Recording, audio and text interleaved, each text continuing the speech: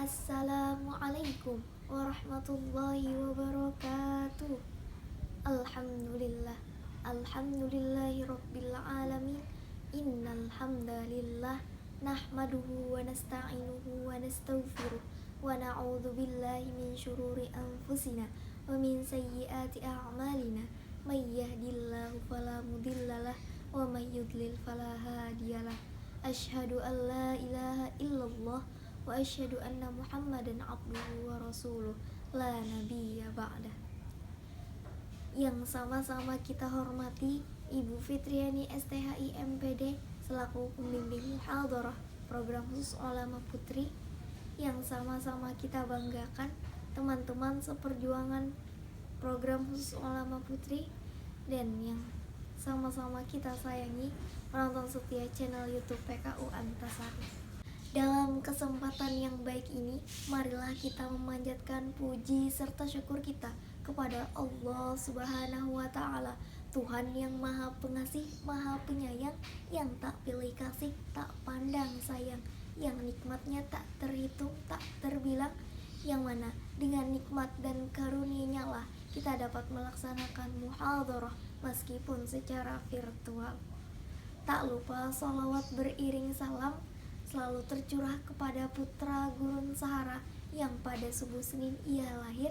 Patung-patung di sekitar Ka'bah jatuh tersungkir, yang mana dialah Nabiullah yang terakhir. Siapa lagi kalau bukan baginda Nabi besar Muhammad SAW beserta keluarga, sahabat, kerabat beliau hingga yaumil akhir. Teman-teman rahimakumullah, kalian tentunya tidak asing bukan dengan kata hutang? Ya, di dalam Islam, kata hutang dikenal dengan kata qard, qaf, ra, dan bat, yang secara etimologi berasal dari kata al-qat'u yang berarti memotong. Qardu atau hutang bisa didefinisikan sebagai harta yang diberikan pemberi kepada penerima dengan syarat penerima harus mengembalikan jumlah nilai uang itu atau yang lain sebagainya kepada penerima pada saat ia mampu mengembalikannya. Pasti teman-teman pernah berhutang bukan? Baik karena hal terdesak seperti tidak ada uang, terus apabila belanja si penjual tidak ada kembalian, atau bahkan karena malas mengambil uang, jadinya ambil barang dulu baru bayar. Nah, itu juga termasuk hutang loh.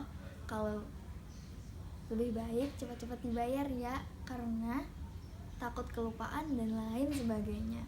Nah, untuk menghindari hal-hal tersebut, ada baiknya kita mengetahui adab berhutang piutang. Yang pertama, jangan pernah tidak menuliskan hutang piutang. Sebagaimana firman Allah dalam Quran surah Al-Baqarah ayat 282, A'udzubillahi minasyaitonirrajim. Bismillahirrahmanirrahim.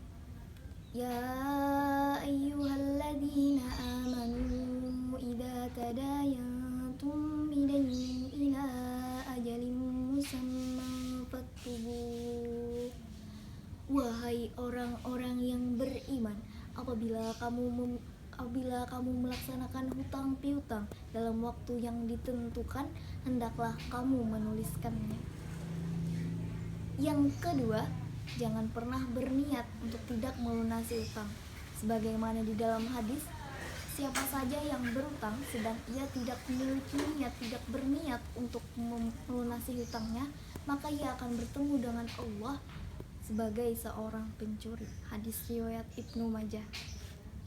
Yang ketiga, jangan merasa tenang apabila memiliki hutang, karena disebutkan juga di dalam hadis bahwasanya barang siapa yang meninggal tapi dalam keadaan berhutang 1 dinar atau dirham, maka ia akan mengembalikannya dengan amal kebaikannya nanti di akhirat, karena di akhirat tidak ada lagi dinar atau dirham.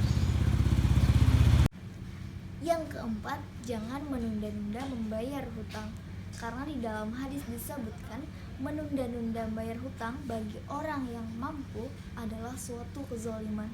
Nah, bagi teman-teman yang punya utang sedangkan ia mampu, sebaiknya bayar utang dulu ya, karena seperti yang dikatakan hadis tadi, menunda-nunda bayar utang bagi orang yang mampu adalah suatu kezaliman. Yang kelima, jangan menunggu ditagih dulu baru bayar, karena di dalam hadis juga disebutkan sebaik-baik orang adalah yang paling baik dalam membayar hutang. Nah, seperti yang dikatakan hadis tadi, ada baiknya pentingnya membayar hutang di sini, karena sebaik-baik orang adalah orang yang paling baik dalam membayar hutang. Selanjutnya, jangan pernah meremehkan utang piutang meskipun sedikit. Sebagaimana hadis disebutkan, ruh seorang mukmin itu tergantung hutangnya sampai hutangnya dibayarkan. Selanjutnya, jangan pernah berjanji apabila tidak mampu memenuhinya. Sesuai dengan firman Allah, wa aufu bil ahdi innal ahda kana mas'ula, yang artinya, dan penuhilah janji karena sesungguhnya janji itu akan dimintai pertanggungjawaban. Yang terakhir, jangan lupa doakan orang-orang yang telah memberi kita hutang. Sebagaimana hadis disebutkan, barang siapa yang memberi kebaikan, maka balaslah kebaikan tersebut. Kalau tidak bisa membalas dengan material, maka balaslah dengan doa. Nah, mungkin itu saja yang bisa saya sampaikan. Salah khilaf mohon dimaafkan. Wabillahi taufiq wal hidayah. Wassalamualaikum warahmatullahi wabarakatuh.